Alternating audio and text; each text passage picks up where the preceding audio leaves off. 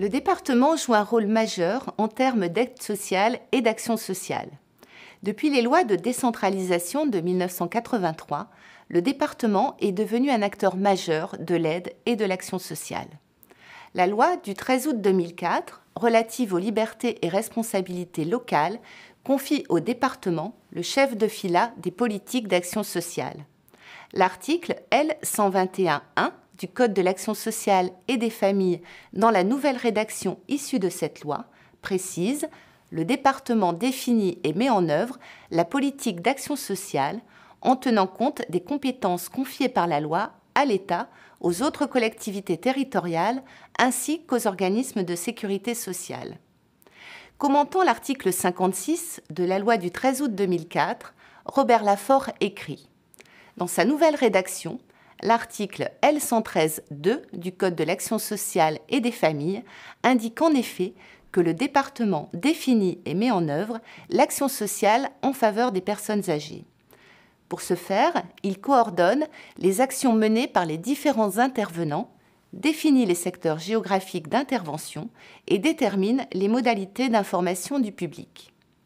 La collectivité départementale a donc dorénavant une fonction de coordination de l'ensemble de la politique gérontologique, toujours cependant en s'associant avec les autres intervenants, notamment l'État et la sécurité sociale par le biais de conventions.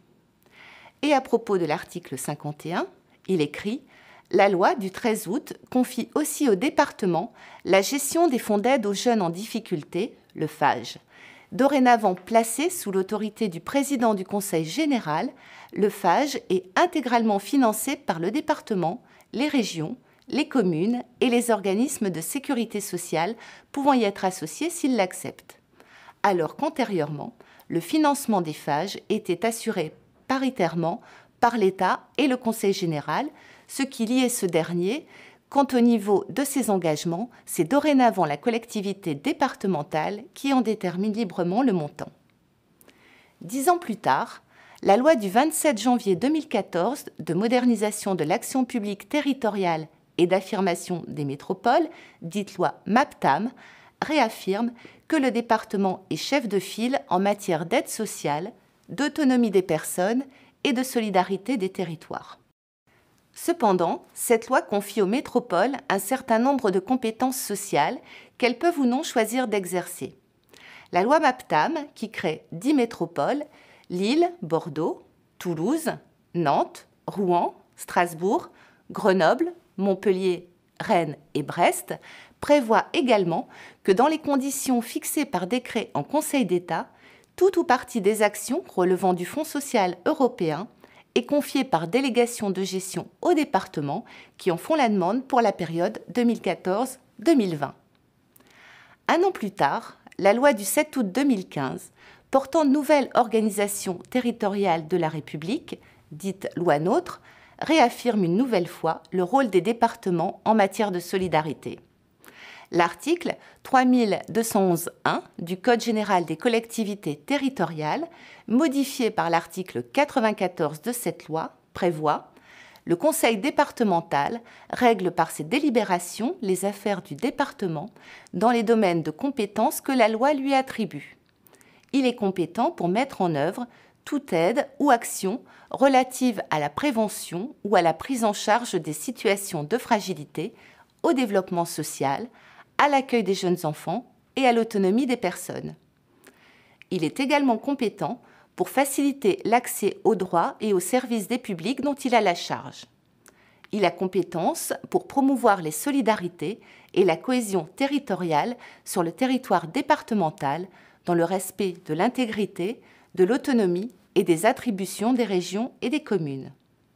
La loi NOTRe a aussi mis un terme à la clause générale de compétence. Cette clause signifie que les collectivités disposent d'une possibilité d'intervention générale, au-delà donc de l'énumération de compétences. Depuis cette loi NOTRe, seules les communes disposent encore de la clause générale de compétence. Saisi par le Conseil d'État d'une question prioritaire de constitutionnalité, le Conseil constitutionnel a déclaré le 16 septembre 2016 la suppression de la clause générale de compétence pour les départements conformes à la Constitution. Les départements disposent d'un certain nombre d'outils pour mener leur politique sociale. Citons en premier lieu les schémas d'organisation sociale et médico-sociale. Des schémas d'organisation sociale et médico-sociale sont élaborés par les collectivités territoriales afin de structurer et coordonner les politiques sociales mises en place.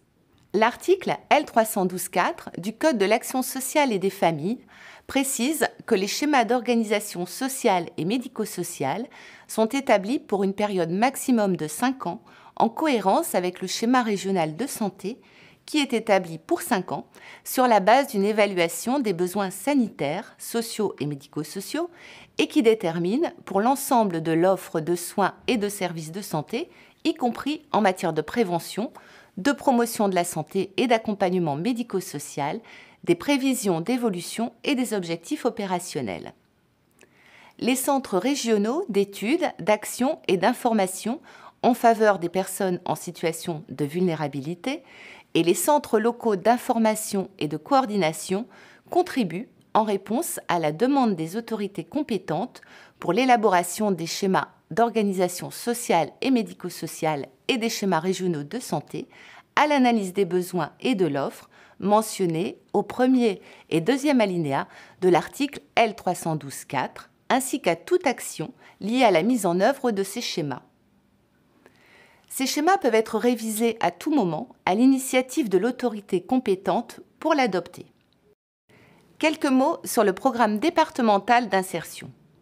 Le programme départemental d'insertion recense une large palette d'actions d'insertion sociale et professionnelle, en complément de celles qui sont proposées par Pôle emploi ou encore par les maisons des solidarités.